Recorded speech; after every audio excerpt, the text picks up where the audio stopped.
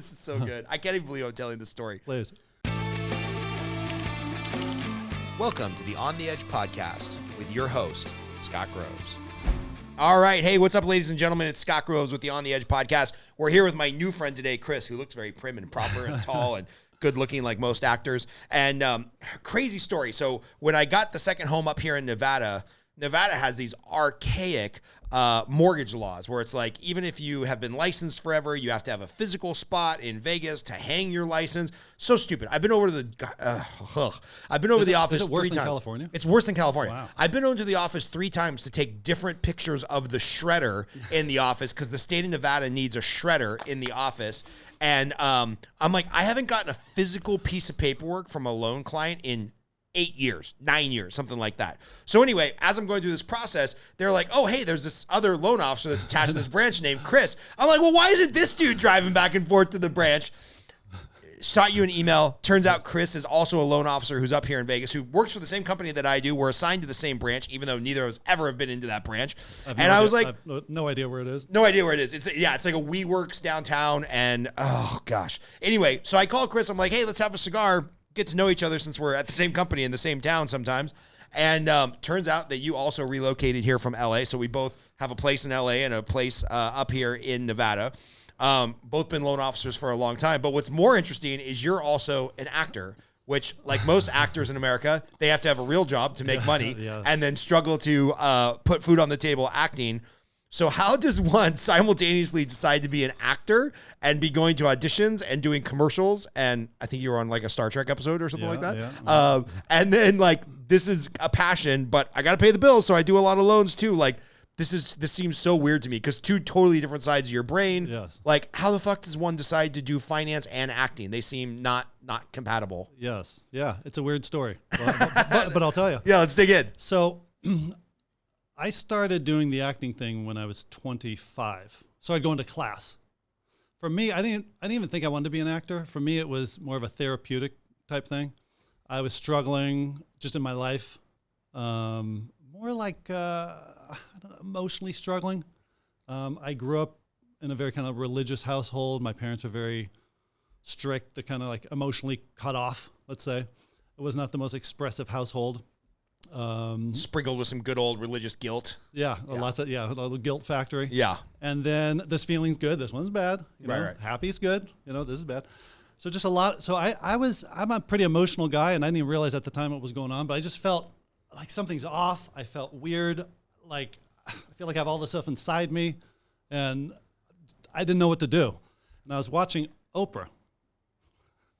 I used to record Oprah for my mom. And so I would start watching it. So I watched Oprah for like 10 years. It's like greatest show ever on television. Okay. All right, there we go. Okay. So then I remember there was some episode about like conquering fears or whatever. And I had no idea how to fix what was going on, but I thought maybe if I start conquering some fears, I'll start getting some answers. And I thought, well, what's the scariest thing I can think of? And it was going to an acting class. Terrified. So I called a buddy of mine who was an actor and I said, hey, do you know somebody? And they said, oh yeah, hands down, Eric Morris. I said, okay, I call Eric. And he's like, we have class on Monday, Tuesday, Wednesday. I said, yeah, no class. I can't go to class. I can't stand in front of people. I want to do privates. I couldn't stand in front of anybody. And so, okay, we started doing privates. And that was just an absolute life-changing event. So for me, it wasn't even to be an actor. It was just to grow and whatever. And I got very lucky on this class because this Eric Morris person happens to be the foremost, like at all the acting teachers in the world, he's the one that specializes in your instrument, like unblocking you emotionally. You got some blocks emotionally. The whole style of acting is whatever your feelings, it has to be real. No acting. He wrote a book called No Acting, Please. He wants you to become a professional experiencer. So the class is twofold. 1, they teach you the process of acting, and then 2, they have to deal with your instrument. Do you have any blocks emotionally? If you have some kind of and wait, why does that matter? Who cares if I have emotional blocks? I'm not good at accessing my feminine side, but I'm a good actor. Who gives a shit? Okay, I'll tell you. That's a good question. So let's just pick a feeling. You have a hard time falling in love. You have a hard time being sad. I have a hard time expressing sadness. Sadness. Okay, we're doing a scene. You're devastated. You just lost your parents. I'm your brother. This is the scene. I'm telling you mom and dad died and you're like, this is terrible, whatever. But you have a hard time. You can't do it just because a camera's on you. So if you as a human being have a hard time with those feelings, you can't just turn them on. You could fake it, but not real. You can't really go there. You'd have a hard time, right? Yeah. The class that's real has to be real. If you can't access it for real, it's not going to work for acting. So forget about acting and just think like experiencing feelings. So my coach Things that men are not particularly good with, right? Yeah, It's yeah. like, I remember seeing Mel Gibson I can't remember if Mel Gibson or Tom Cruise. They're like, hey, let's be honest. I look really tough on screen, but I put on makeup and play dress up for a living. Like I have to be good at like getting in touch with my feminine side, putting on makeup, expressing my feelings, doing dress up, and like pretending to be tough. Yes. And I was like, oh, that's a really interesting way to encapsulate what acting is. Yeah, it's true. And there's different acting styles. There are people that aren't all about being real. That's like a method kind of class. Hey, this quick interruption is brought to you by me, Scott Groves, the host of the On the Edge podcast. This podcast is brought to you by me. I'm a loan officer who can help you with a mortgage in all 50 states across the United States. I also coach loan officers. So if you are a home buyer who's looking to get a mortgage, if you're a realtor who's looking to partner with an awesome loan officer, or if you're a loan officer looking for coaching, get in touch with me. It's those sources of revenue that allow us to produce this podcast and get out a new episode to you every week for the last couple years. So if you're looking for a mortgage, if you're looking for a mortgage lender to partner with, or you're looking for a mortgage coach, I'm your guy. Now back to your regularly scheduled programming. So explain method. Okay, yeah. Like method acting? Method acting. I've heard that term. I have no clue what it means. All it means is if you're doing method acting, then whatever you're feeling, you're supposed to be feeling in the scene, whatever emotion I'm seeing you express, it's real.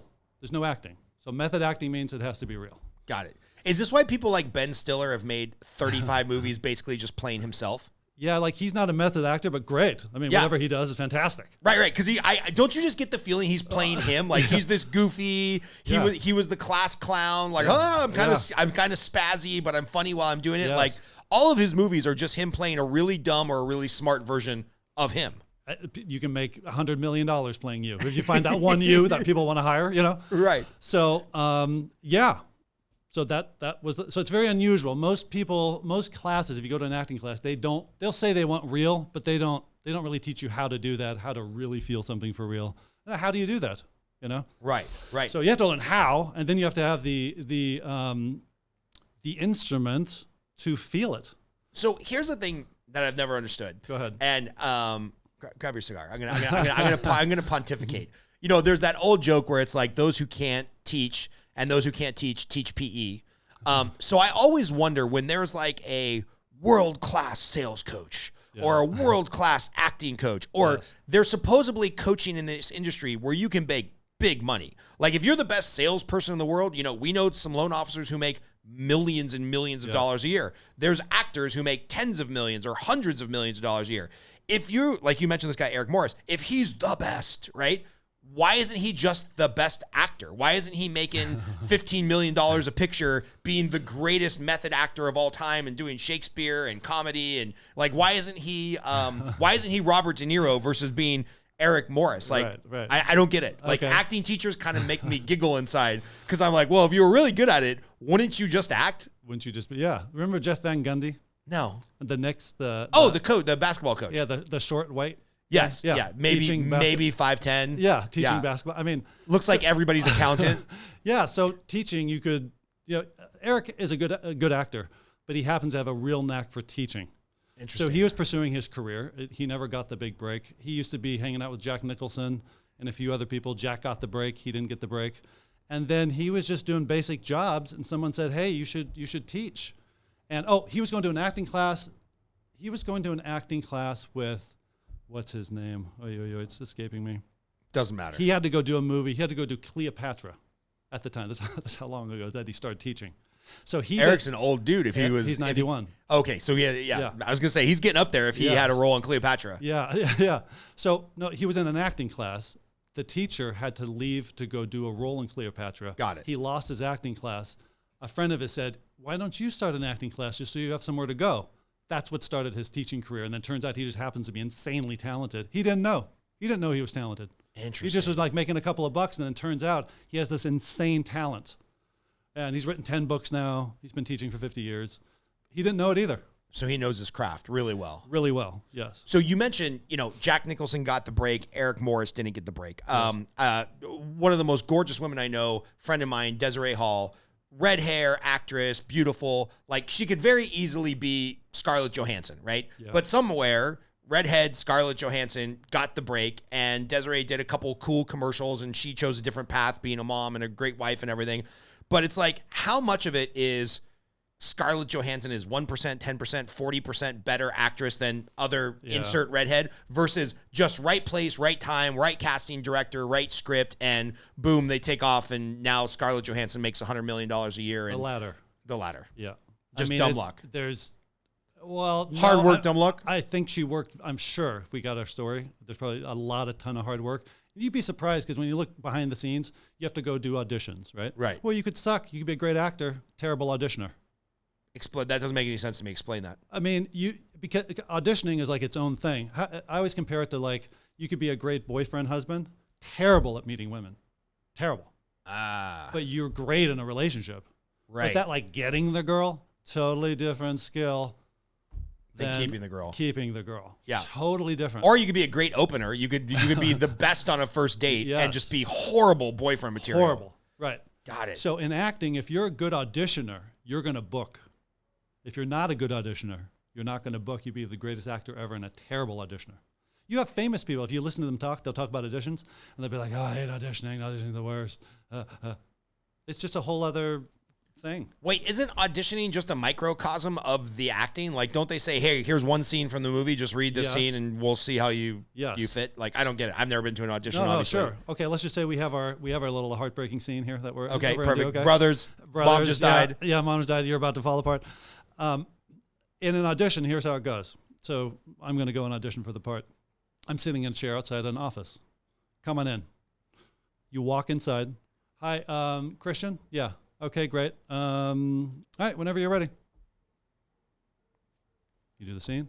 Thank you. Goodbye. Okay, that's very different than we're on set.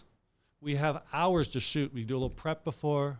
We're sitting in our chairs. We can relate to each other. You've done 5 read-throughs with the rest of the cast. Yeah, the environment's there. Right. You're in the scene. I mean, it's very unnatural. I've walked into an audition room that was like a closet.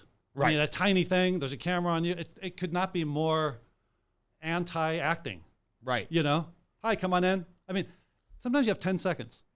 You walk in. And do you have the scene like weeks in advance to prep, or do they hand it to you right in advance? A day in advance. Yeah.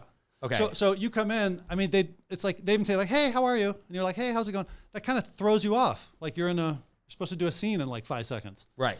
You have to literally go in. Hi. While you have this running in the background. Hey, how's it going? Okay, I'm ready. And then. Yeah. Go. You know what this reminds me of? So Chris, our audio guy, shout out to Chris. He's always here. His older brother, amazing fireman, captain at his department, just all around great guy. Took him years to get hired by a fire department because Robert DeRosa, my best friend growing up, cannot take a standardized test to save his life. If he sees a test that says A, B, C, D, or E, all of the above, pretty much guaranteed fail. Super smart guy. Way better with his hands and hands-on stuff than I'll ever be in my entire life.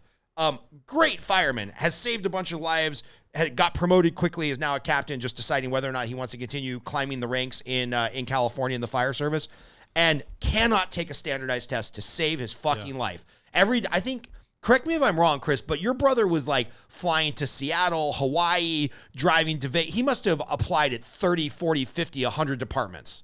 Yeah, he applied to a lot of places. He really wanted to get Clark County. Yeah. He wanted to move up to Nevada. But ended up in Monterey Park, a tiny municipality of Los Angeles. Yeah, and by the way, the only reason he got in at Monterey Park is because he was a volunteer firefighter there, and they were like, "Hey, man, we'll kind of look the other way on the test because we know your skill set since you've been working here for free for 2 years."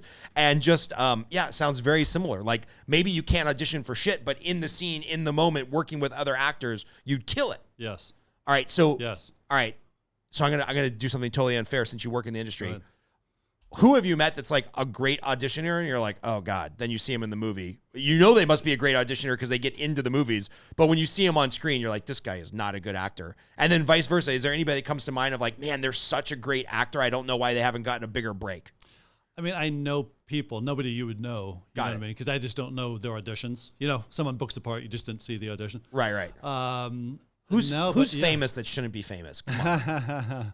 Who's famous that shouldn't be famous? Yeah. Let me think about that. Okay. I'm sure there's 50 people, right? 50 people of mine come to mind. But it's also I like the get the girl, keep the girl thing, because if you look at someone audition, like you see everybody as like they're actors, they're auditioning, but someone could spend 10 hours on an audition and the other 1 hour. I mean, it's not an even sum game. Some people work a lot harder.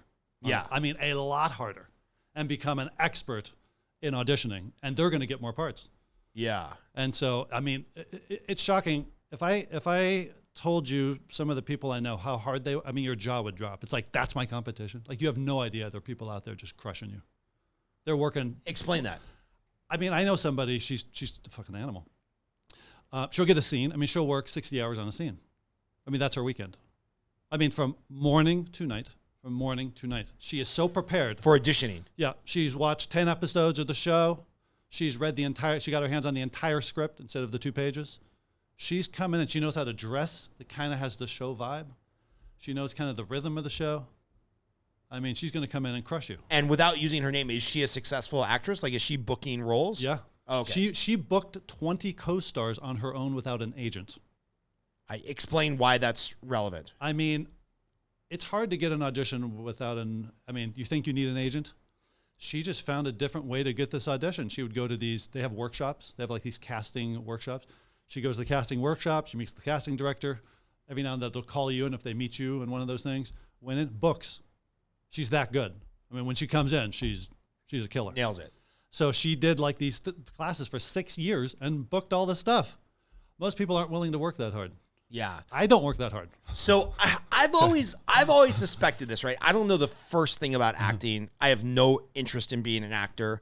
But if I did, it's kind of like gardeners and contractors. I feel like if I wanted to own a construction business or a gardening business, I would fucking crush it because I'll call people back. I'll be prepared. Yes, I'll have the CRM. I know how to follow up. Like all the stuff that we have to do. And for people that are listening that aren't loan officers, loan officering is a weird job because you have to build relationships B2B with realtors. So you've got to be really good at B2B sales and follow up and whining and dining and schmoozing. But then when you actually get the client, it's B2C because now you're working with the consumer who's buying the house. Most people don't have both of those skill sets. They either sell B2B or they sell B2C.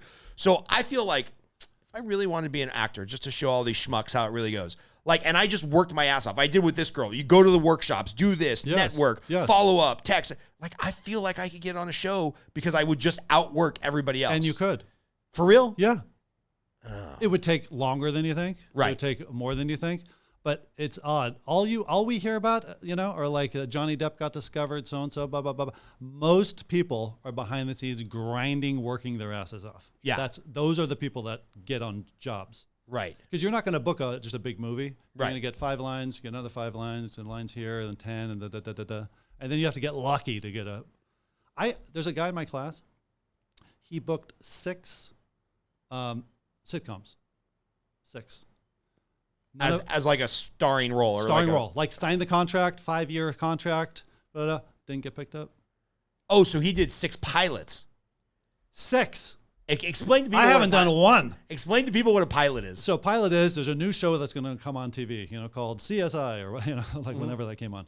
And CSI Idaho. Yes, CSI Idaho, exactly. And so they'll buy 6-8 episodes. And they'll shoot, however many, and throw it out there, and see if consumers like it. Yeah. And then it gets picked up for a second season, or it doesn't. Sometimes it doesn't go past the pilot. They just show one episode and then don't even do the other ones. And do they usually show the pilot on TV, or does that just go to the executives? No, they on watch TV. it on TV. Okay. Yeah. So your buddy has had an at-bat connected with the ball 6 times. Unreal. And all of them were like pop flies out on the first And ball. he could have been brilliant. Yeah. I mean, it doesn't even matter. Yeah. The best actor doesn't get the job, by the way. Yeah, that makes sense. I mean you and I that's go in just for the life. role, and they're like, you just look like kind of a little bit like the guy more than me. I could be twice the actor. You'll get the part. Yeah, of course. Unless it's a giant role. But for Right. like a 10-liner, 5-liner, you don't even really need to know how to act. Right. It's a weird You're business. giving me encouragement that I should try acting just Let's for a do year, it, yeah. just to Let's shit do on it. all the people. Because I wonder, like, the people are like, oh yeah, I tried the acting thing. I wonder if you could give them a truth serum. How many of them would be like, I did everything I could and it just didn't work? And how many people are like, yeah, I just didn't want to drive to the West Side for that audition. No, Maybe that would have been my You moment. probably didn't work hard enough. Yeah, just like everything else in life, Just right? like everything else in life. I mean, Oh, I've been man. doing this a long time. I'm not, my acting career is not cranking. And I just, like in the last 3 years, put in way more time, figured out some things I'm not good at, attacked that. It's just, there's no blueprint. Right. How do you figure out what you're not good at? Like, are you up in acting class and your like, your "You coach suck." is like, yeah, your coach is like, hey, dude, you can't cry. Those tears are bullshit. Yeah, no. I really, like it's embarrassing to say because I've been doing this a while, but 3 years ago, I realized it's all about auditioning. I know how to act. It's getting the girl. I'm Yeah. the greatest boyfriend. I'm the greatest husband or whatever. Right. I can't get the girl. Got it. So I went and had to learn this new craft of auditioning. Yeah. And I've turned into a good auditioner. I'm just getting better and better. A year and a half, it really started to click. Callbacks started coming in.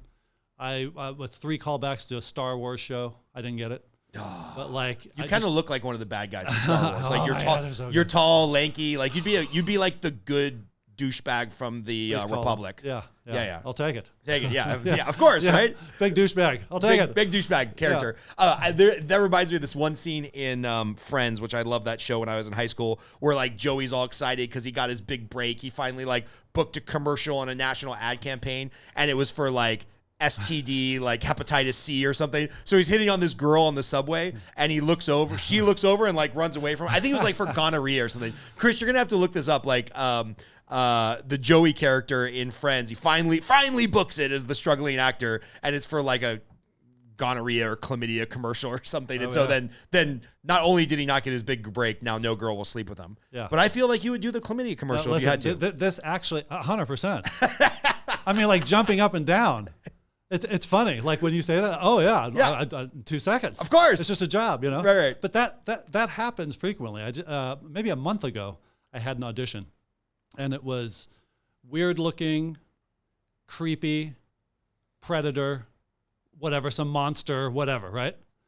And I'm like, and I was talking to my coach for the audition. I'm like, when I was a kid, you know, like dreaming of becoming an actor, I was thinking like, I'll grow up and be Cary Grant, you know, Right. like pedophile, creepy guy. You know, this is the part, you know. This is the part and I'm this is the great, part I was made for. This is it. This is it. Oh, I mean, everybody's Weird gotta be creepy, looking right? stalker, you know, Yeah. or whatever. But at some point you become like, oh, I can be the weird looking stalker. Great. Right. So- Somebody's got to do it. Yeah. Somebody's got to get paid to do it. It's weird. So at some point you just relate it to, it's just work. It's great. I mean, I'm sure Gary Oldman didn't go into acting being like, you know what? I want to be the creepy, weird villain Right. or drug dealer in every movie. But all of Gary Oldman's most famous roles, he's like this real creepy drug dealer. It's great, Like right? True Romance with the dreadlocks Yeah. and like the wannabe black guy, white guy. You know, like, I mean, he's such a weird character, but he does it better than anybody Great. else. It's great. Who are some of your favorites? Like when you think of actors where you're like, man, that guy really knows his craft. Denzel. Washington. Oh yeah, I was just talking about the movie Man on Fire earlier today. I love that movie. Yeah, the best revenge film I think probably of all time, except for Unbelievable. maybe Gladiator. Gladiator probably first. Good. Man on I Fire. know how he second. works a little bit. There was Tell me more. He had there's a guy in my class who co-starred with that movie where he was in prison. What was it called? Oh, yeah, where he was the boxer who may or may not have killed somebody. Yes. Yeah. And I believe there was I don't know if it was his kid or just a younger man. Anyway, he was in my acting class, and he saw his notes like on the script, and he's kind of method, like because he approaches things real. I mean, he really brings it, right? He's real. So he kind of has a little method process himself. I mean, he's the real deal. So I'm a big fan of his. Big. On the other side of the coin, you just have Samuel L. Jackson, who again, just somebody who's made hundreds of millions playing himself. And, I mean, he's great too, right? Yeah, he's great. I mean, incredible. But there's nothing he's in where that was amazing acting. But Denzel is like so good in everything he does. So good. Oh man.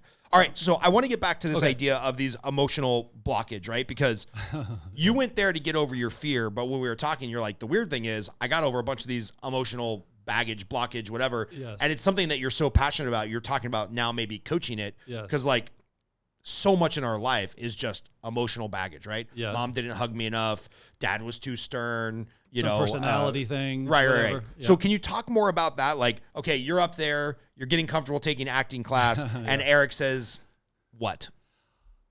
I mean, you're always working on something emotional. So it could be like my first day, let's just say, and I forget what my first exercises were, but I was a frightened turtle. So I'm like, I'm scared, I'm insecure, I'm whatever.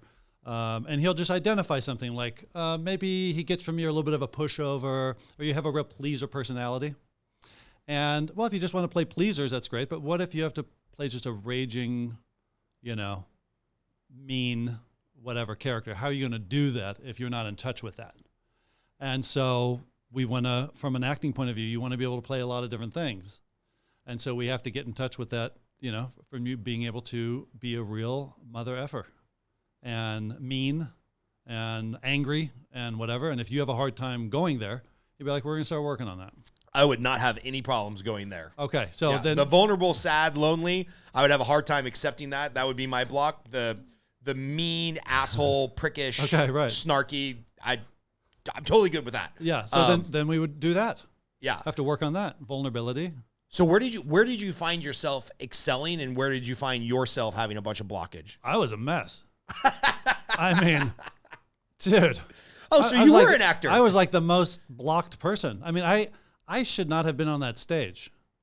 I did 14 months of private lessons because I didn't have the nerve to get in front of people. I was so scared. I was so terrified and so desperate to come out of my shell. People as afraid of me don't go to acting classes. So right. It was just a weird. They just hide. Yeah. Eric calls me Ripley's Believe It or Not. From where I started to now, he's like, it's mind blowing. So you went 14 months before you would quote unquote act or even get in an acting workshop in front of other people? I could. Yeah. The thought of standing in front of people was just insane.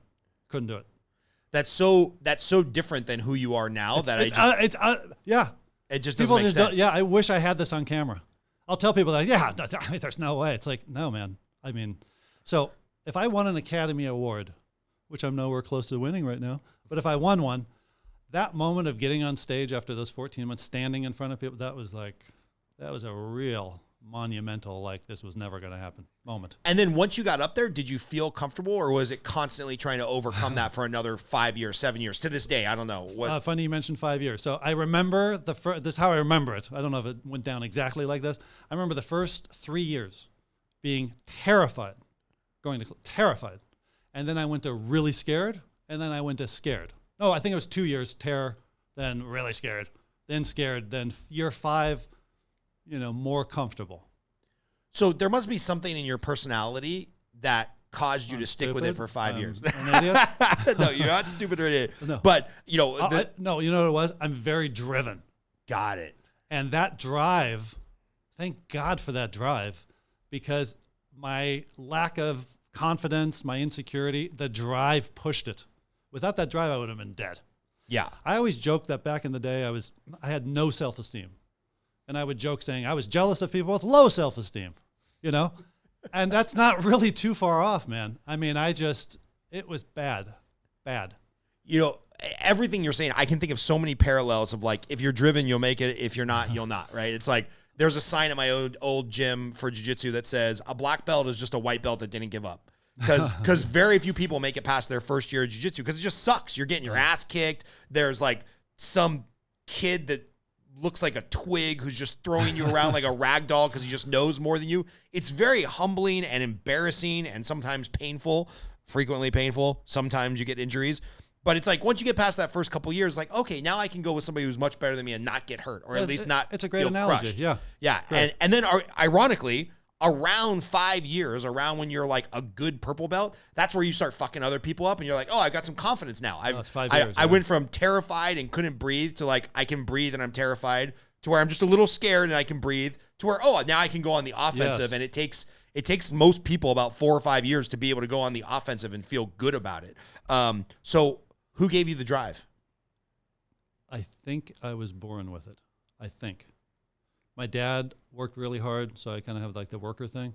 But no, I think it's genetics. I don't know. And also just being really messed up and desperate. Like, I can't live like this, So I think it was that too, right? Yeah, because I mean, you have a professional sales job.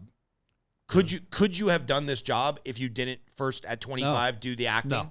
No. So when did you get into loans? I was 30. Hang on a second. I did 2007, 2008. So 16 years, 17 years, something like that? Yeah, I think I was 33, I think. All right, so yeah, you're almost 50? Yeah, 50. Yes. I just turned 50. Okay, yeah, so 16, 17 years you've been doing this. Yes. No, I'll say it for you. No chance you could have done this job as a salesperson with like low self-esteem, because we get rejected from realtors and clients almost as often as actors do. I mean, it's so far away from that. There's people are going to have a hard time. They think, man, I'm trying to sell something, like trying to sell how bad it was. No, I'm telling you, I could not have done that. I mean, not even close. Yeah. Not even close. So far away from that. What other areas of your life has acting helped in? Oh my God. I mean, it was the biggest therapy of my life. I mean, I couldn't stand in front of people. Which just sounds weird because, like, you talk to most actors and they're like, oh, actors are the most broken people. They need the most therapy. Well, except for maybe comedians. Comedians probably number one. Actors probably number two. But for you, the acting was the therapy. This emotional part, the instrumental therapy, we call it, that was the life-changing thing for me. So I built confidence. A million things. I had a hard time sticking up for myself at the time, which I don't have a problem now. I had a hard time getting angry. I could get kind of pissed and all that, but I mean real, like I'm going to kill you kind of angry. Right. So I remember I had a hard time. I had to do a scene where this guy's really sorry and I couldn't pull it off. And they're like, you have a hard time apologizing. That thing, like, I'm so sorry. Like, I don't know. I was defensive. I couldn't go there. Just something super simple. I had to work on that for this scene. Right. And then, I can now can just be very sorry. I mean, I'd have to think about it and write it down. There's 75 things like that. I couldn't talk to girls. Terrified, and my coach, which is pretty crazy because you're like 6 foot something, skinny, blonde hair, blue eyes. Like, you're the guy that most guys are scared of talking to their girl. Yeah, but I mean, you just didn't have the skills, didn't have the confidence, a little bit of a late bloomer. Yeah. I mean, it just changed I had to do a scene. You look more like Dolph Lundgren than Danny DeVito. So I would think that, like, talking to girls wouldn't be a problem. Yeah, but I don't know. I mean, like, it doesn't matter, it doesn't matter what you look like. Yeah. However I was raised, whatever the thing was, wherever my damage was. Right. I had zero confidence. Yeah. I remember being 23, talking to this really pretty girl and noting, like, wow, this is the first time I'm talking to, like, a really pretty girl. At 23. At 23, yeah. I talked to women before, but, like, I couldn't even. And then Eric's so funny. He's like, one day you're going to beat him away with a stick, okay? I'm like, well, I wouldn't say I beat him away with a stick, but I don't have any hang up talking to women. Right. I mean, they can be a little scary sometimes, but not at all. Right. You could point to a girl and I just walk up, start talking to her. I mean, the fact that this guy is now that guy, I just tripped myself out. So what if people are listening to this, and this is maybe where, you start to go into like, oh, I think this could be a form of coaching or life coaching. Yes. Somebody's listening to this and they like, man, I've got all the same fears, Yes. hang-ups, insecurities, but I don't want to be an actor. Like, I don't want to commit Yes. to that. Is there a way to do this emotional blockage, this instrumental training without wanting to be an actor? Yes. Okay. Tell me more. Okay. The way I see, let's talk about therapy, talking head therapy. I believe in talking head therapy. It has its place. But I was talking to Eric about this, been talking about this for years. Something's missing with that. Okay. So you go to a shrink and you can find out what happened. And there is value in that, knowing what happened and talking about it. But you do not get any tools to antidote it. You just learn, you become informed, and you express yourself. But that's very different than, you want bigger biceps, here's the routine, right? You got to go to the gym, you got to work out. Where is that piece? Just knowing something is not going to cure you. Right. So really, therapy should be two things. One should be like understanding that, and the other should be exercises devised to antidote it. Right. And they don't do that. So well, they got to keep a client. Yeah, stupid. Yeah, they can't cure you too fast. Yeah, please. Yeah, they squashed this years ago. Yeah. So what we do, this isn't therapy. This is for acting purposes. So we don't deal at all with why you are the way you are. I'm just dealing with you have some block. You have a hard time with vulnerability. Yeah. Right, let's do some instrumental therapy exercises to get you in touch with your vulnerability, and you just do them over and over and over and over. It works. Yeah, at acting class, they don't give a shit that mom didn't hug me enough. It doesn't They just matter. want to know how to cure the problem. Right. So Eric did nothing getting into why. He just had to, as a teacher, come up with, how do I get you over this hump? That started a 50-year journey of coming up with all these exercises to deal with your emotional issues, blocks, fears, obstacles. You have to be able to express your feelings, who you are, without any blocks and obstacles as an actor. And so that's the goal is to get you there. This should be in life, Right. right? I mean, it's just crazy. This should be a high school class. Yeah. So the weird thing is, if I said, "Hey, do you want to get more in touch with your vulnerability?" It's like, well, maybe yes, maybe no, right? Right. But if we had to do a scene, it's not about you getting in touch with your vulnerability. Like, we want to do the scene together. Right. It's like a different psychology around it.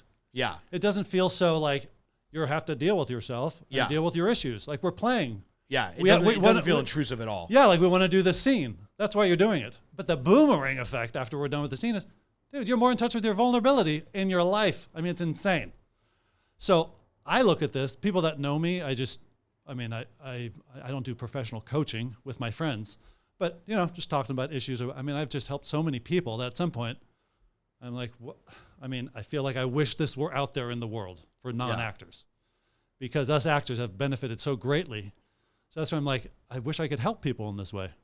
And I thought, there's a lot of people in sales that don't have your and my sales personality. Right. And they might have way more problems like how to deal with the blocks and the rejection Yeah. and the fears and all that. And they could use that. Yeah. Unless you just have the wiring of pushing through, what do you do if you're scared, you're insecure, you're nervous, whatever your problem is? Right. And Right. this could help anybody. Yeah. So I just wonder in our field, I'm like, there's a place for this. And it goes quick. I was talking to a $100 million female producer we were getting into some of this, and she was like, yeah, it just does not matter how much success I have.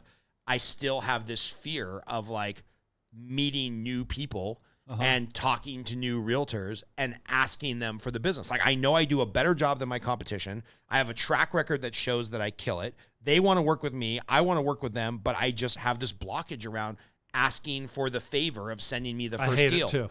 Yeah, I hate it too. I don't know if therapy is going to get over that. I hate that too. Yeah.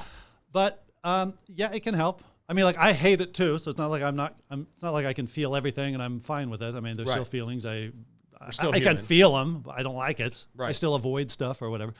But yeah, it would help with that. The shocking thing is how quick it goes. You would do 3 vulnerability exercises, let's say over a 3-week. After 3 times of doing it, you're going to see a difference. It's mind blowing. Can you give me, and I don't care if it's about vulnerability or any other, do you remember some of these exercises? Yeah, that you sure. can give me? Yeah, I know them all. All right, so give me a couple exercises. Pick an emotion or pick a blockage, and then give me a few exercises. Okay, so let's just say you're a pushover. Yeah. Like my mom, let's say my mom was a pushover. Got it. So she lives in her pleaser energy. Got it. Okay. And which is fine, but I never see her get angry ever. And you could be like, it's her personality. She doesn't get angry. No, that's not true. Everybody has anger, Right. all the feelings inside, but she's blocked in that area. So I would say, Mom, okay, so we're gonna deal with this. And I'm gonna say, okay, here's what we're gonna do. Let's start here. If we were on stage and there were chairs, empty chairs, I'd say, I want you to fill these 5 chairs with people in your life that have royally fucked you over in your life, that you have real agenda with, that you have not confronted. So I want you to think about people, what they've done to you in relationships, how you've been screwed over. It could be anybody. Put them in the chairs, okay? So we're going to start over here. Who's sitting there? It could be like my dad or whatever. Right. I want you to rip him a new asshole. And if you're a pleaser, it's kind of funny. It goes like, that's how the exercise could go. I've seen this before. It's hilarious.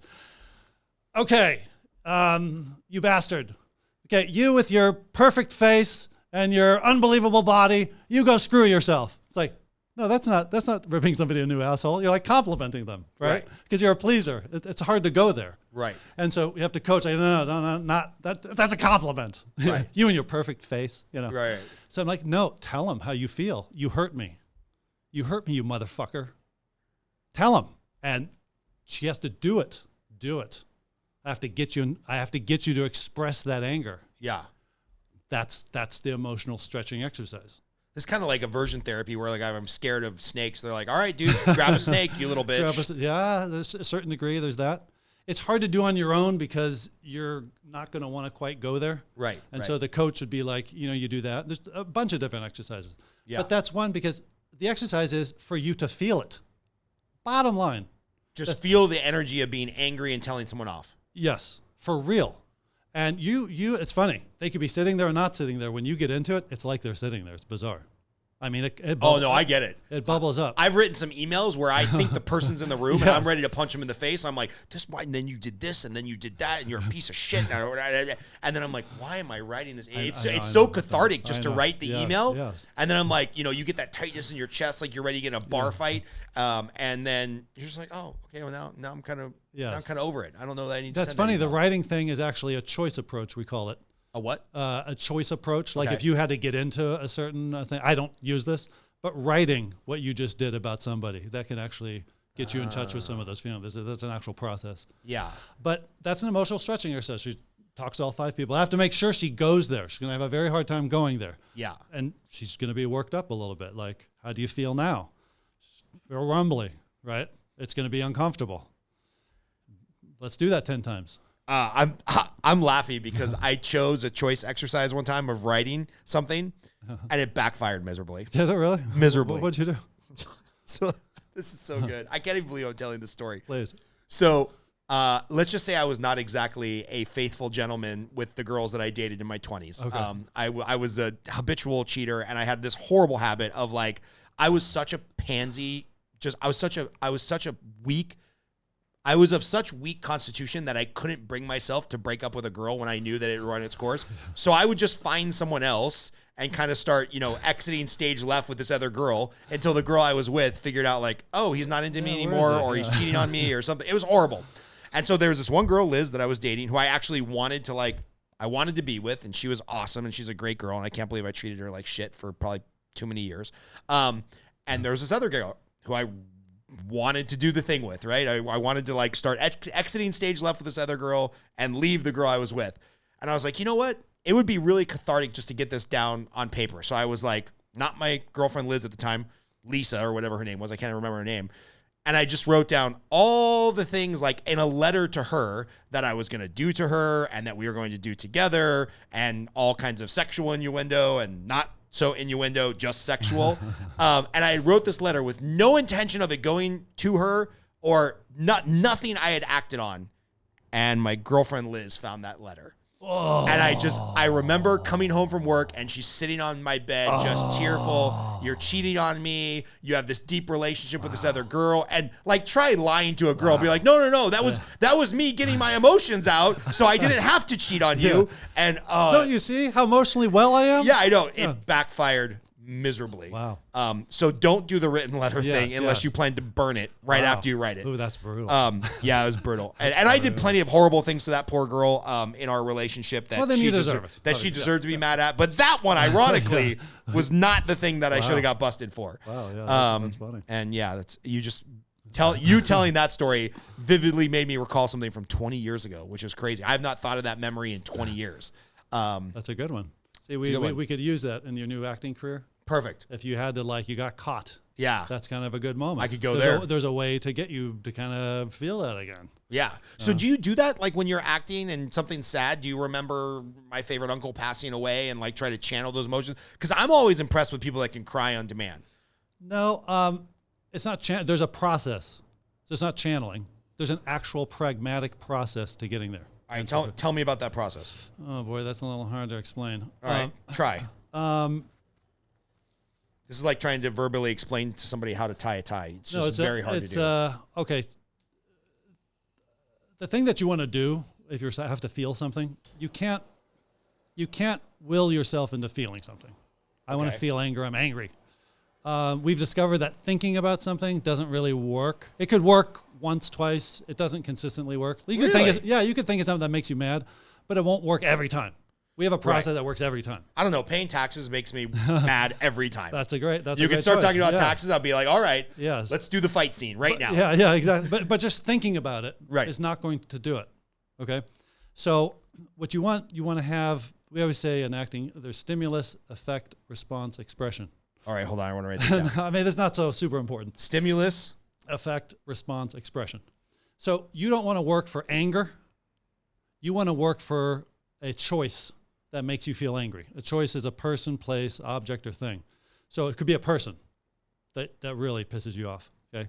So to get there, you're working for the person. Right. That then stimulates the anger. I pick Gavin Newsom. This guy really pisses me off. Perfect. Let's pick that. Yeah. Okay. Perfect. And so he would be the stimulus. If it works, you have to try it out and see if it works. It would absolutely work. Yeah, so that's your prep. If I need an angry scene, I just start thinking about that guy. Yeah, no, not thinking. You have to talk to him. Not thinking. Talk to him. Talk to him. Yeah. How dare you fuck up the beautiful state of California, you motherfucker.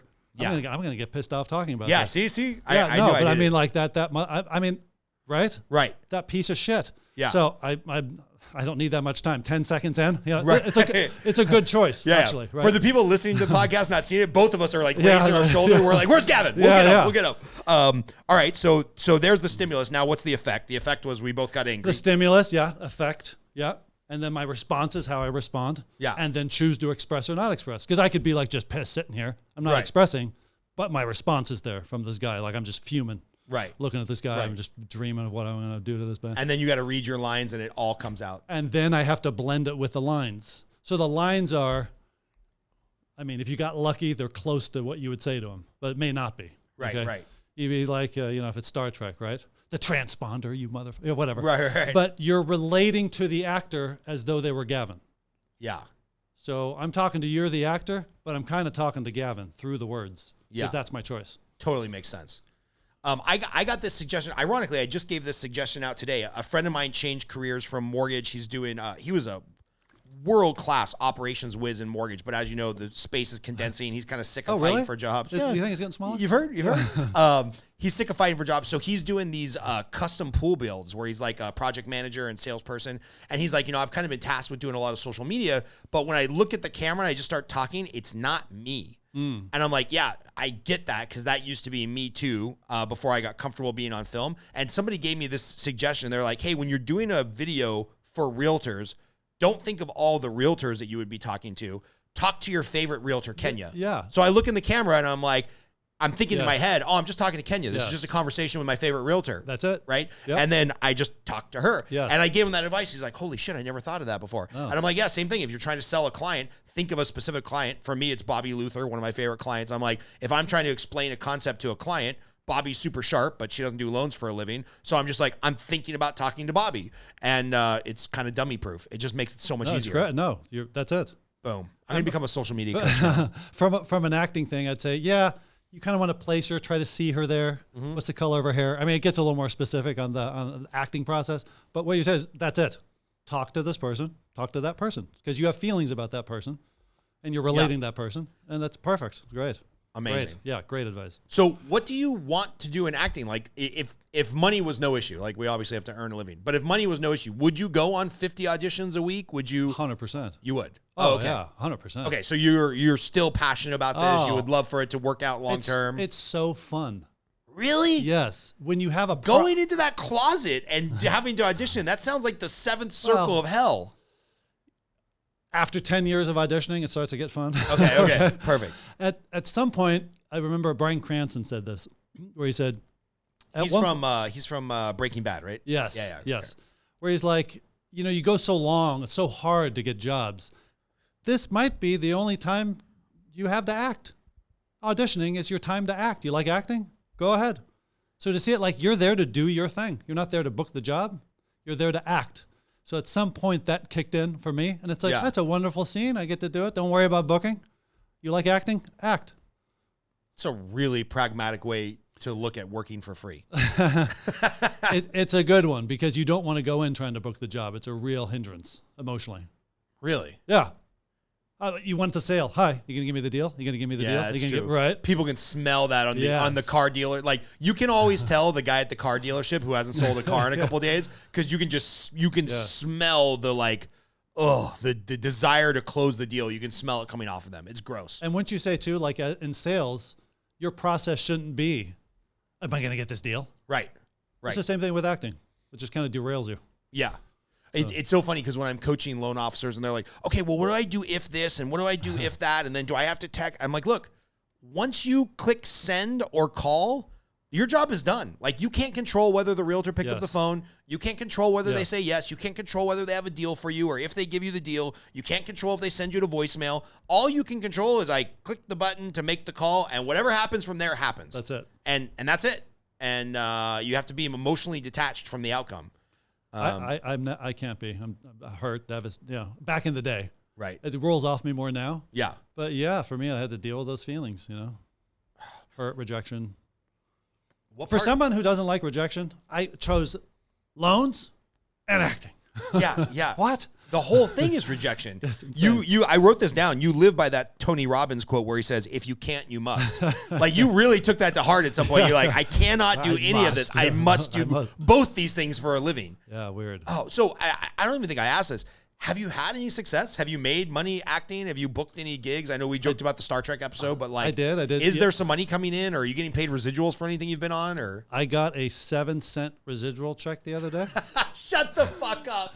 I've gotten it down to 2. You got a 2 cents. 2-cent residual Check check? it out. The first thing. Didn't that just make you mad or cry or sad or laugh? Or... This is like the 1,000th 2-cent check I've received. Okay, cool. We're getting up to a coffee. So it's like, I feel guilty that they sent this out. Yeah, it's like you're killing the environment, Yeah, guys. seriously. Couldn't you just direct deposit this? Yeah, or like anything under 20 cents, just 25 cents, 50 cents, just donate it to like the Actors Fund of America whatever, or something. I'm fine with it. Yeah. Yeah. I booked Reno 911. Do you remember that show? Yeah, I love that show. Okay. It's my first, I just started auditioning and I booked it. Couldn't believe it. I didn't book anything after that for like 8 years. Okay. I booked that, did it, comes out. I buy the DVD set at the time. They cut me out. Oh. I'm like, I thought it was season 4. Then I bought like season 5. Right. Maybe it was the next season. Maybe I got it wrong. Then I'm like, where am I? Finally, I'm like, oh, I got cut out. But I'm in the opening credits for a quarter of a second. And so they have to send you 2 cents, 7 cents. I've made probably 10 grand. Shut up. Over 15. Yeah. Then all of a sudden I'll get like $30, like 10 checks, 30, 35, 24, 50. And they sold it. Like now it's airing whatever, on Netflix or something. A quarter of a second. We're in the shoot. I hit somebody. Had to hit somebody. So they have like a montage, like where 4 hits, boom, boom, like cut quick in the opener. Boom, boom, boom, boom. And one of them's me, just like a very quick whatever. And they have to pay me to this day. I cashed checks last week. This was 15 years ago. So basically, if you're an actor who books a long-running sitcom, you're pretty much done for life. Obviously, everybody can outspend their earnings. Done for life. But if you book one sitcom, you should be financially stable pretty much for life. Yes. That's bonkers to me. Hard to book a sitcom. Yeah, well, of course. I'm not saying it's easy. Yeah. I'm just saying no job where you're set for life is easy. Lucky. I mean, it's just overpaid. Oh, my God. But in the end, to me, I really enjoy the process of acting. It's in the end, it's just fun. See, nothing that you've said thus far sounds fun to me. I mean, I kind of want to do it just like, because I don't want to. I kind of feel like I should go to at least one acting class. If you can't, you must. Yeah, I know.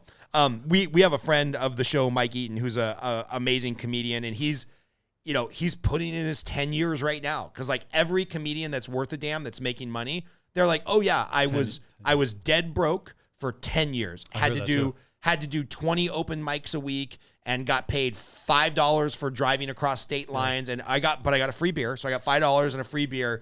And I'm like, this is crazy, man. Like sometimes I'm so proud of them. And sometimes I'm so angry because I'm like, you're so smart. You could have a good job and you could take over your mom's company. And I'm just like, why aren't you doing the thing that we're told to do in America? And other times I'm like, man, look at this fucking guy following his dream. I'm so impressed. Yeah. But it's like, everything that he says, other than the part about being upstage and telling funny jokes, which takes a lot of work, sounds horrible. I'm just like, everything about this following your dream sounds horrible. But let's say we're doing a scene and it's a cool scene. We're 2 cops. Yeah. We got to go in this house, see what's going on or whatever. And we got to da-da-da-da-da. Yeah. Well, there's a process to approach the material. And when that process is fun. So when we're rehearsing, we're having a good time. Yeah. We break down the material. You have to learn the lines, what's going on in the scene. What choices do we have? Yeah. That's enjoyable. And then you're feeling everything, the emotional experience of doing the scene, you're feeling it. That's enjoyable. Yeah. If I was in really great shape, I'd love to be like haggard, like Navy SEAL number 4. No speaking lines, anything like that. But you get to go on set, dress up in all the cool gear, run around as shit's exploding, pretend like you're, reliving your Rambo days. Yeah. To me, that would be really fun. Like Green Beret number 5, who has no speaking lines, but it's just kind of in the background. I'll say it here. I'll get you Green Beret number 5. Perfect. If I'm at the point ever. Perfect. Where I can bring somebody in. Perfect. I've got a friend who he's got the look, he's like, he looks like a retired Navy SEAL. He's pretty buff. He's actually been on the show, G. Russell, and he's got some gun knowledge, and he's done some knife fighting and judo, I don't know what, some crazy martial arts where you snap fingers and stuff. And every once in a while, a friend of his who's a big deal actor will call him and be like, hey man, no speaking lines, but we need Navy SEAL number 6, and he just looks the part. And so he's been in a bunch of movies as like the guy to fill out the squad. And he's like, it's so cool, man. You get to put on the vest and throw the grenades and all kinds of crazy shit. You could do that tomorrow. Yeah, no, that too much work. Yeah, it is, but you could do because you have a fighting background.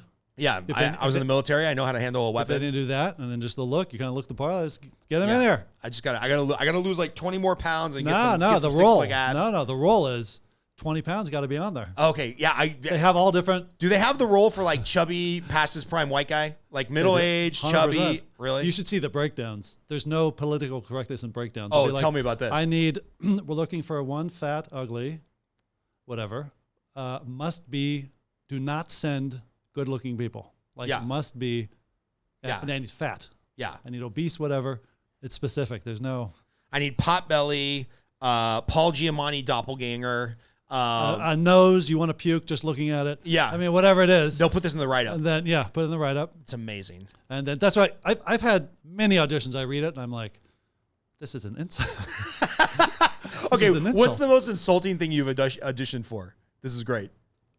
I don't even remember like the what. It could be a commercial, it could be this, but just the breakdown. Yeah. Like I was just saying, it was like, pedophile, creepy, whatever, what, I mean, just, must be able to give a weird, creepy stare at 12-year-old actress. Looks horrific, just the whole thing.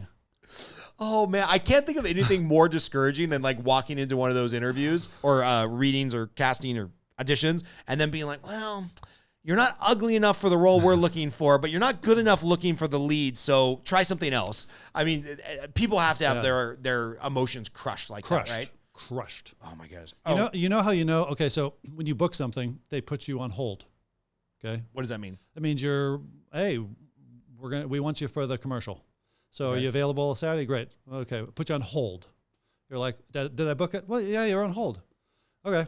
Well, they put a bunch of people on hold because what if somebody gets sick, dies, right? So you could be like number 2. And the shoot's Saturday. And do you know when if you booked it or not? No. Saturday. Shut the fuck up. Comes and goes. So like Saturday morning, you're still waiting for the call to find out where the set is and they just like don't call you? Yeah, I guess you didn't make it in. Yeah. I've been put on hold, nothing. How nerve-wracking is that? You're like looking at your phone. Did I miss a call? Did I miss a text? Did I miss an email? Have you ever gotten a wrong number from a girl? That's happened to me. I mean, I've gotten many wrong numbers. I don't know if and it's it's like calling, like, I don't understand why, but this must be, I dialed it, and they're like, it's a wrong number. I see what you mean. Yeah. Some girl's giving you the wrong number. Yeah, some girl's giving you the wrong number. Yes, and you're that 100% happened to me. Yeah, so you're sitting there Friday like, they must not, I mean, tomorrow's the shoot. Like, yeah, there's a typo. There's a typo. Yeah. Where's the call? My phone working? Is this thing on? Yeah. Amazing. All right, so tell me how you're going to turn this into a coaching business and take over the world, like the emotional blockage coaching. How do you get people, especially men, to accept that, like, hey, you probably have a lot of emotional baggage that's holding you back. I can help. That's a good question. Right. I mean, maybe the $1 million question. Well, maybe you'd be better at all that than any of this shit. Okay. In acting, we kind of deal with whatever blocks, all the blocks, because we want to play all different parts. I don't think that's necessary for the average person. Fair. I don't have to make sure you know how to apologize. I mean, maybe that would be good for you if that you have a hard time, whatever my block was. My wife would probably disagree with you. She probably says, the number one thing Scott should work on is apologizing. Okay. Yeah. I think it would be identifying maybe specific blocks, common, to deal with those, because there's some real low-hanging fruit, right? It could be, I dealt with my assistant and he was having some issues moving forward. And I realized it's got to be some like emotional thing or something. And it was like, you just didn't feel confident. And I don't know. I just had I forget what it was, but it has all kinds of little fears and insecurities. I just kind of helped him with that without getting long-winded on what I did. Yeah. But I'm thinking, what do a lot of people suffer from? I mean, is it just the rejection, the insecure? Are people pushovers or not? I mean, you coach a lot of people, so I don't know if there's a common thread of issues. Yeah. Commitment is a big one. Commitment. Okay. Yeah. That's probably a fear thing, though, right? Yeah, probably. Yeah. I mean, to me, I'd want to go like immediately. You say that, and I'd be like, well, what's the fear? Yeah. I mean, it can't be commitment. I mean, you want this. I mean, what's derailing you? Right. And right. kind of figure that out. And maybe what I do helps them, and maybe it doesn't. Yeah. But there's a place to deal with emotional issues that you need to unblock to move forward. Yeah. It could be in a relationship, in work. I'm not a licensed therapist, so I can't say I'm practicing therapy. Right. But I think from a business point of view, what comes to mind, I had a friend of mine, and she should have been running the company. She's getting paid $70,000 a year doing 2 jobs or whatever. And I said, babe, you gotta go in there and demand some money. And she just was doing the, pleasery. I don't want to rock the boat, and I'm a good employee. And I'm like, that's an instrumental issue. You need to be a killer and go in there and ask for what you're worth. And I worked with her for 4 weeks, got her in touch with her power, went in, and she got a raise. She got a raise and a promotion eventually. But she really, and I didn't give her the confidence. She was just in this dynamic with her employers, being a little bit of a pleaser and a good whatever. And she could not do it on her own. So I just worked with her a little bit, got her in touch with her power, got her expressing stuff. We did a couple of mock things, tell me what you're worth, got into her value. And she went in, and I remember I got her so fired up. And then the morning she had her call with like this is during COVID, during the bosses. And she was like, I was like, she was in the ball buster energy, and she went in and she got her raise, and then eventually she got a promotion. That's awesome, man. And it wasn't that, I spent 5 hours with her or something. It's not that big of a deal. It's just we get caught in these, I don't know, just in our daily lives. It's not like we learn and grow in this area a lot. Yeah. There's no emotional, how to ask for a raise, gym. Let's go work out there. So she's just locked in this energy that she's just in, being a nice little good employee. Yeah. But really, she's hurting herself in her career. Let me give you a good one that came up. There's a group of guys that are loan officers that I'd say we're more in touch with our emotion, or we're at least better at expressing to each other our emotions. And one of the guys has years ago said something profound as he was helping me coach some people. He's like, hey guys, like making a sales call is just a net neutral proposition. Either you call them and you get some business, or you get better at making the sales calls, or there's some net positive, or you call them and you still don't have the business that you already didn't have. So it's just net neutral. Like, who cares? And he can express that. But then when it comes time to make the calls, and we just talked through this emotion, like this last week we were all together, is like there's a little bit of entitlement of like, man, I've been doing this job for 23 years. I work my ass off. I've made so many clients so much money by getting them to houses. I've saved the day on so many deals for these realtors. Like, why do I have to keep making the sales calls and staying in front of it? And there's a little bit of entitlement there. You feel it. I feel it. He feels it, where it's like, God damn, dude, like, why do I have to keep proving myself and selling you on me and selling? So I don't know if that's a fear of making the call or an entitlement or some type of blockage. What would you maybe start boiling that down to if you were me coaching loan officers, or if you were me coaching you, or you coaching me? Me coaching myself, because I hate that too. Yeah, of course. Well, I'd say awareness, obviously, what you're doing is super important to be aware. The next thing I think I would do is, in that moment, there's a exercise we do it's so simple and it has such incredible results. It's called personal inventory by Eric. And you ask yourself, how do I feel? Out loud. And you check in with yourself and you answer it out loud. How do I feel? How do I feel? So, and you include your distractions, some awarenesses. So if I'm sitting here, I say, how do I feel? I don't know how I feel. How do I feel? I feel like smoking the cigar that went out. How do I feel? Thank you. I feel very engaged in our conversation. That's how I feel. I like what's happening here. I feel good. I feel present. That's just how I feel right now. Okay. I would try to discover what is going on in that moment to see what is it, just so you can identify it. Like, are you scared? What I feel frustrated, a little defeated. Yeah. A little, not the word wasteful keeps coming to mind. I was like, dude, did I really waste 23 years of my life building this business where if I stop working on Monday, no more deals coming on Tuesday? I would say go there. Like, don't like, if you feel like, why should I do this? Right. Entitlement. I would say, no, like express it, get into it. Don't feel like I shouldn't feel that way. Right. Like maybe if I was working with somebody, I'd have them expurgate. Like, tell me all this What stuff. does that word mean? Oh, like vent. Oh, God. Go over the top, like, why do I have to do this? I hate, express it. Like, and you have to back it up emotionally. Don't just say the words, but maybe get in touch with what it is that you're feeling. Express it like over the top, go into like, why should I do this? It's unfair, whatever you feel, Yeah. See how you feel after that. Feel a little better. Does that do it? Does that do anything? Probably kicks up the anger a little bit. Sometimes expressing, if you really get into it, express something kind of clears the air Yeah. and you can function a little bit. Shoulders go down a little bit. That could be something like you're just kind of sitting on something. Yeah. May or may not work. You're saying, where would I start? That's the first thing that comes to mind. Yeah. And sometimes you just have to do it.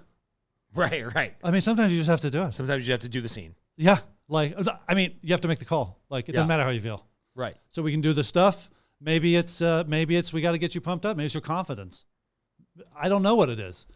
If you could do a little personal inventory when you're staring at that phone, not wanting to make the call, to really figure out what's going on versus you just don't feel specifically what's the problem. Right. I'd start there. I like that.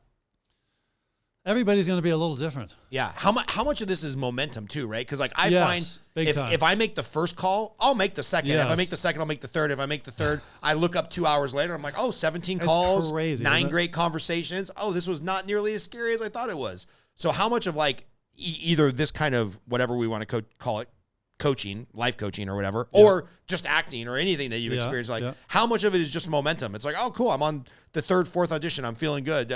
Like your girl that's booked all of the co-star roles with no agent. How much of that for her was just momentum? Like, fuck this. I'm just working 20 hours for this. I got the momentum going into it. Like, yes, I'd say that's a lot of it.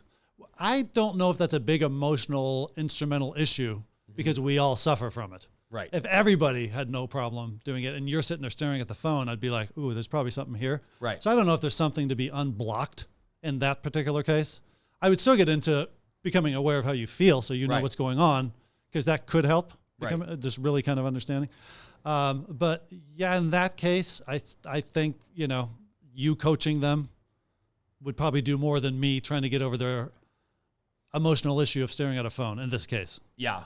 Something that I heard, grab your cigar. Something that I heard a while ago, and I don't know if this is true. I don't know if this is pseudoscience. Maybe this is just total bullshit, but it's stuck in my mind, so it must not be bullshit to me. They were saying that when it comes to sales, somewhere in our lizard brain from 10,000, 20,000, 50,000 years ago, the idea of rejection meant that you died. Like if you were rejected by the tribe and you no longer had your other hunter-gatherers with you and you didn't have your woman to, clean the animal that you just caught, and you didn't have a tribe of people to stay awake so that the tribe next door didn't just, slit your throat in the middle of the night, you died. So the idea of rejection literally equaled death until probably like 500 years ago, maybe even more recent than that. And so when we're trying to make sales, what this guy was hypothesizing, coming up with a hypothesis. What his hypothesis was that the idea of getting rejected through a sales process in somewhere deep in our subconscious or our inner core equals death. Like our lizard brain is like, if this person rejects me, it might as well be death because the tribe is saying no. And I was like, oh, that's really powerful. Like you can't overcome the fear of death. Like everybody has that at some level. Yep. I'm like, just think if every time you made a sales call, you were aware of the fact that like, hey, I could die. My internal being is telling me I could die if the sales call doesn't go well. But I know consciously in 2023, that's just not the case anymore. Yeah, that might. Does that ring true to you? Yeah, there might be something to that. And none of us want to be rejected ever. Right. That as human beings, that's a very big deal to be rejected. Very, very, very. Learned that on Oprah. Okay, 15 years ago. Perfect. Rejection. I mean, it's just I think it just taps into that too. Yeah. But there might be something to that. But I'm like, when I'm thinking like emotional stuff, I'm thinking it could also be like you're having some relationship issues in your life that are having messing up your business.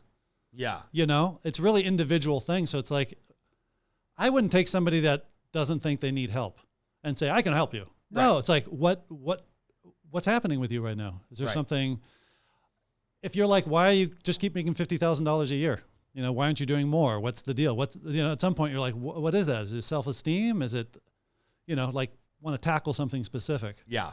So I have a hard time thinking of just like these 3 things we would do. 'Cause Right. It's just kind of Right. personal to the people. Dude, I feel like you might find your niche in men or women that aren't great for sticking up for, because like 4 of the different examples that you use has been sticking up for themselves, finding their power to ask for the raise. Like just in this hour and a half, you've used 3 or 4 examples where it's like, oh yeah, this is about getting people to stand up for themselves. I think like in business, right? Yeah. That's just kind of what comes to mind. I'm trying to think is business isn't always emotional. Sometimes Right. like it's not emotional, right? Right. You're at war, right? You're just powering through. Yeah.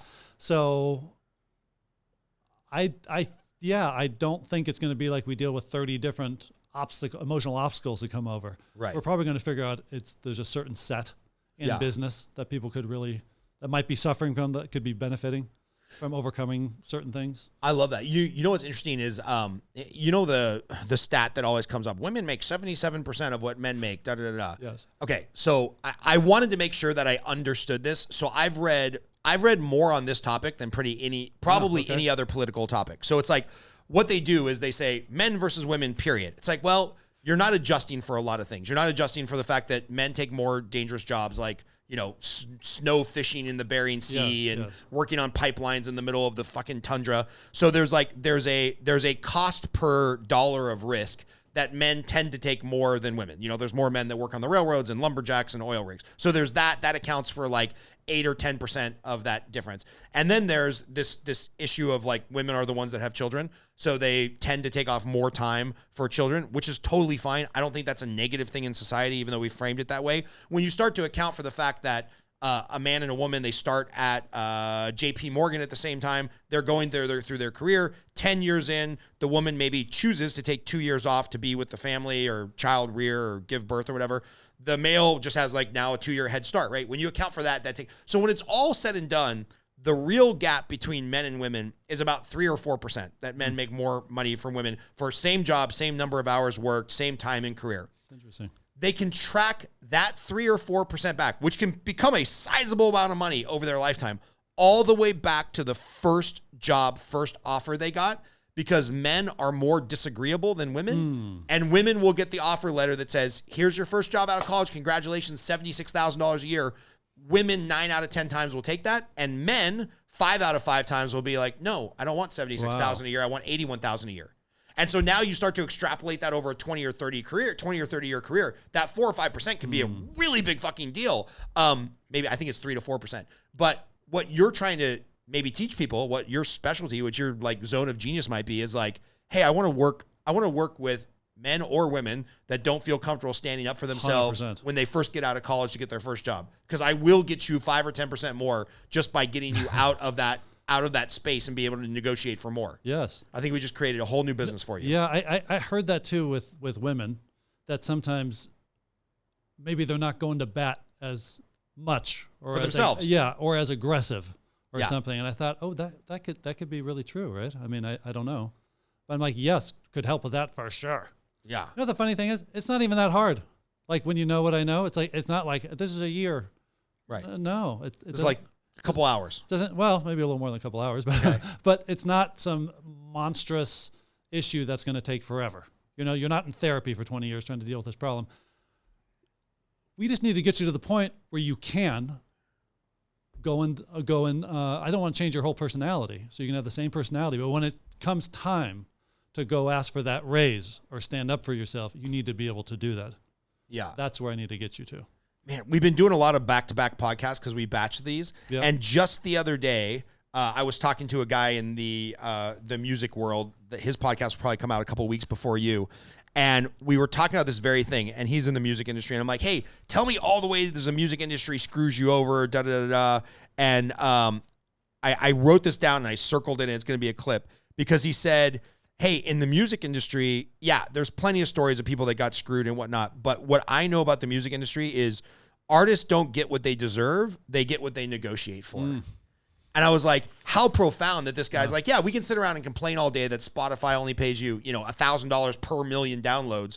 But you've got to know your business, and you have to know who you're working with, and you have to know where your originals lie, and you have to know who owns the masters, and you have to negotiate for yourself hard. And I was like, man, Wow. there's probably hundreds of thousands of artists and musicians out there who need to hear that line of you don't get paid what you deserve. Yeah, you're probably an amazing guitar player. You probably deserve a whole lot more. It's about what you negotiate for yourself. Yeah, they're not going, you're so good.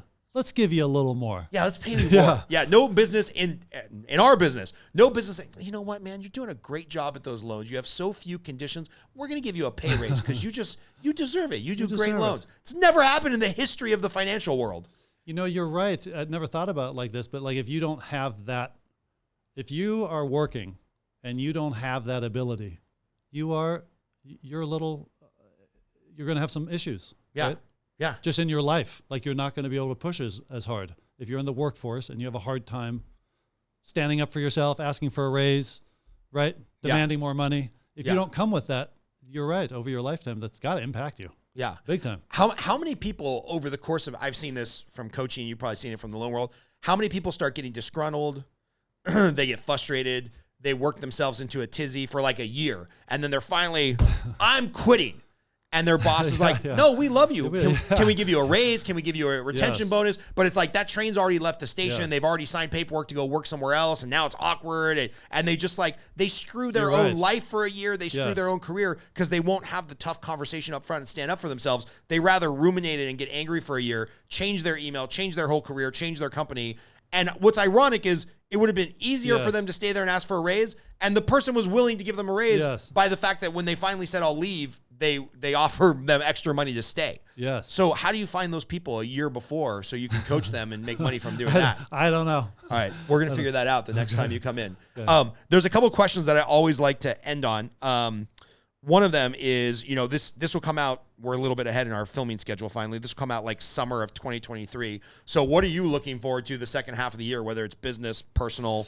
We didn't get into any of that. And then especially since it's you, this is a question I ask everybody, but favorite movie or several favorite movies and why?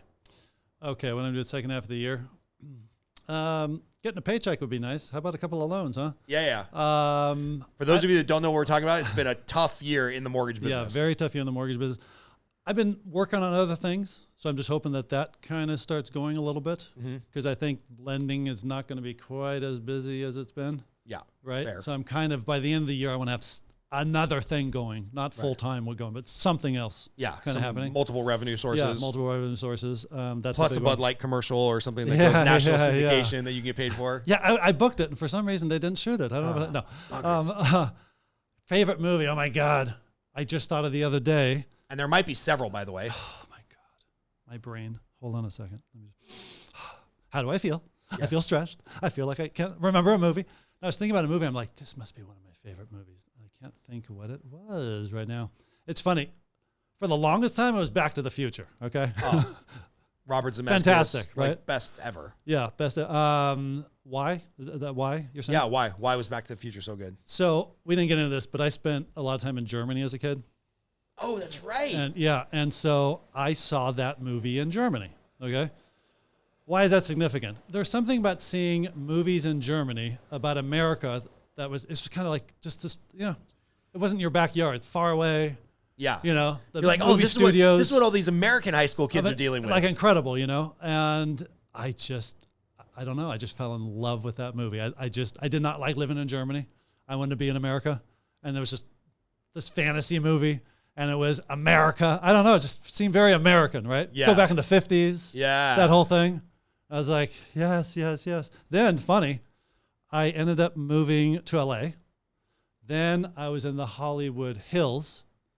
And I was at the border. The house was right at the fence of the Universal lot.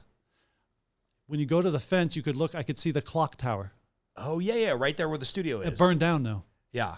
That whole backlot burned down. It burned down, 10 years ago? But I could see that, and I'm like, Back to the Future. You're like, I made it. Yeah. I made it in life. Yeah. So. Oh, man. What else? What other movies? Man on Fire. Yeah. Just unbelievable. Man, I just can't think of it. The guy yesterday also said Man on Fire. I know. Man on Fire has been on everybody's mind. So good. So good.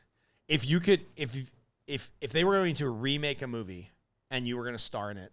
Oh my God. Yeah. These are such good questions. I'm like, I have good we questions. need to cut. I need to go outside and think for 15 minutes. We're Come back in. we're on episode like 150. Like I'm finally getting good at asking questions. But yeah, is there a movie out there where you're like, I will tell you what it is for me. If I was an actor, which I'm not, never will be. Not yet. Just not. But I can't think of any movie that would have been greater to star in than Gladiator.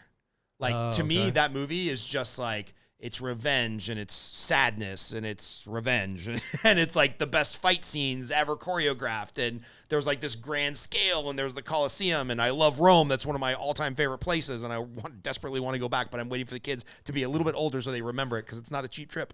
But I'm like, yeah, like if I could substitute with like Russell Crowe circa whenever that movie came out. Yeah. When did that movie come out, Chris? 98 maybe? 99, somewhere around there? Gladiator. Sounds about right. Yeah, sounds about right. Somewhere around there, yeah. So, yeah. I know the movie. What's the movie? It was in 2000. Okay, close. Wall Street. I went the role of Michael Douglas. Oh, I do. iconic. My personality, I've discovered, you discover this through auditioning, kind of where you fit best, strangely. Yeah. And anything where I got to be an asshole. Yeah. I'm a lawyer. I'm a CEO. That, I get a lot of that. Yeah. So that like, I'm a capitalist, screw everybody. Yeah. I don't really feel that way, but Right. on camera, I have a real good presence for that. Nice. That's a So, great role, man. Great. It's so good. The greed is good speech, iconic, like everything. The one scene where I can't remember, they're playing racquetball or something, and he's like, he says something to the effect of like, yeah, clean up, we'll eat lunch, but like lunch is for pussies or something like that. There's there's so many great scenes, and then he's like, go see my tailor, get a good suit. That's a piece of shit. I mean, he's just such a good douchebag in that movie. Great. Or The Wolf of Wall Street. Yeah. I don't know if I'd be right for that part, but I like it so much. Yeah. I mean, how can you not? You get to have sex with Margot. Robbie, yeah, that's her name. She's, I mean, hardcore sales, crazy. Like when she was in that role, I was like, insane, did a right? 14-year-old boy draw this woman? I know, because she's insane. like insane. Yeah, like she just burst onto the scene, and you're like, Did some doll come to life? exactly, Like what? Yeah. Exactly. So weird. All right, man. Well, first of all, I appreciate you coming on. Thanks for having me. It's a We're blast. gonna build a business around this, getting over your emotional blockage and helping people Okay, negotiate let's for do more it. money. Yes. And then we're gonna have you on when the business launches, because like I think you're onto something there. Thank you. All Thanks right. for having me. Thanks, man. Appreciate it. you.